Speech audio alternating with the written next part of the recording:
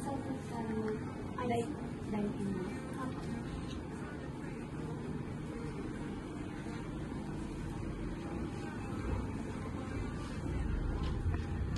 mo yun? Ay na lang.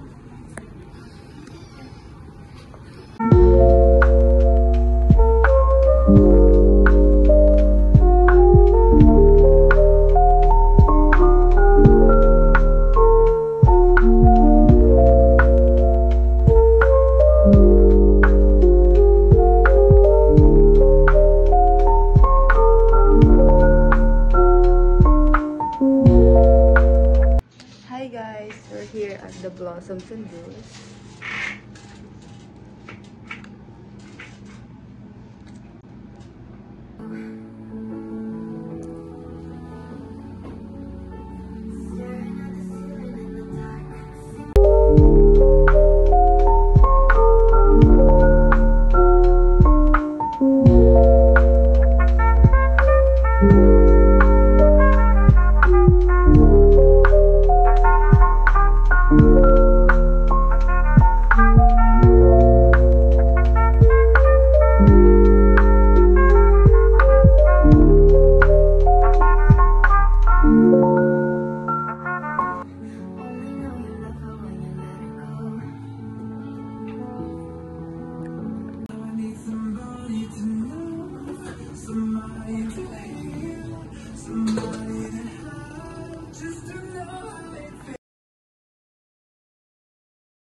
Hello, I'm Hansel Marie Pina Piel, the owner of Blossoms and Brews.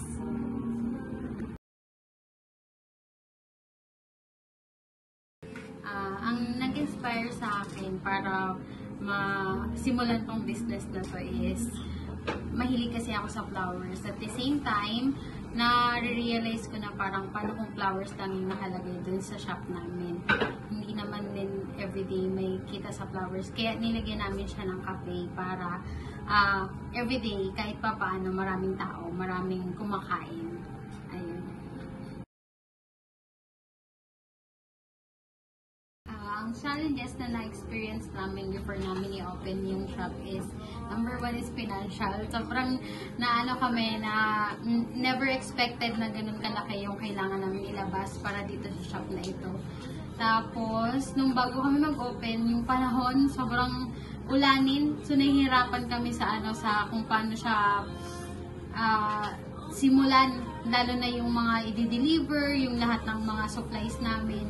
Nahirapan kami doon. Pero, so far, nagawa naman, na-open naman. So, yun lang naman yung nakikita kong mga challenges na namin. Tsaka yung pag-advertise, kasi medyo hindi pa din kasi ganun kakilala, medyo mahirap din nilang hanapin yung shop. Ayun, na-attract namin yung mga customer via social media, tsaka by everyday posting kami dun sa social media, tsaka na maintain namin yung customer kasi nagkakaroon kami ng mga promos, nagkakaroon kami ng mga pakulo like loyalty cards, like that. Ayun.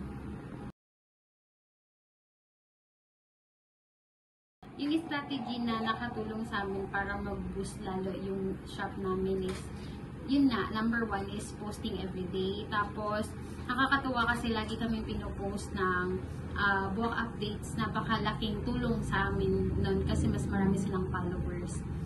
At the same time, nagpo-post din kami ng mga bago namin, mga menu, mga ganun, para hindi sila naboboring dun sa aming shop.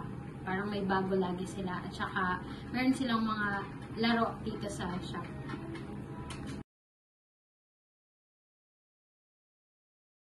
Yung social media, napaka-malaking naging role siya dito sa shop kasi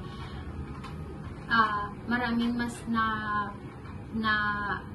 mas maraming nakakaalam nung shop namin because of social media. Mas maraming nagtatags, mas maraming especially mga estudyante, maraming mga recommendations through social medias. Kaya mas dumami pa yung customer namin. Mas napakalaking impact ng social media sa shop namin.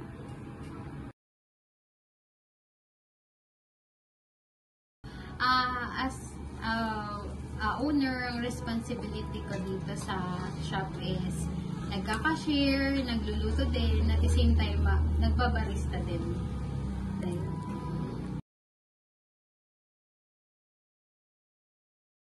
Ay, na-handle namin yung mga customer by pagkadating pa lang nila is ginigit na agad namin sila ng good morning, good afternoon.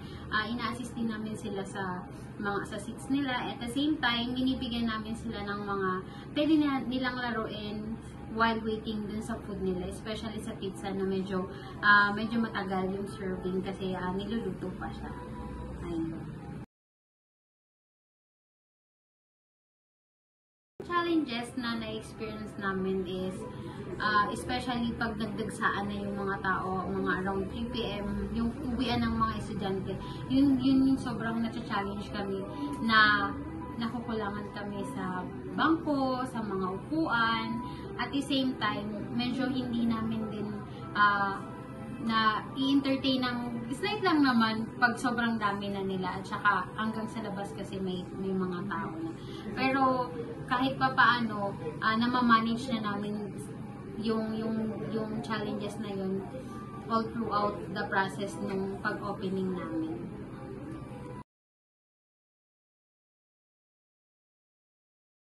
Ayun. Working here, improve my skills. Especially dahil hindi ko akalain na magiging barista ako. Hindi ko din akalain na magagawa ko yung mga things na ginagawa ko ngayon. Especially sa flowers din. Mas bumilis akong gumawa ng flowers, mas marami na ding nakaka-appreciate ng dried flowers.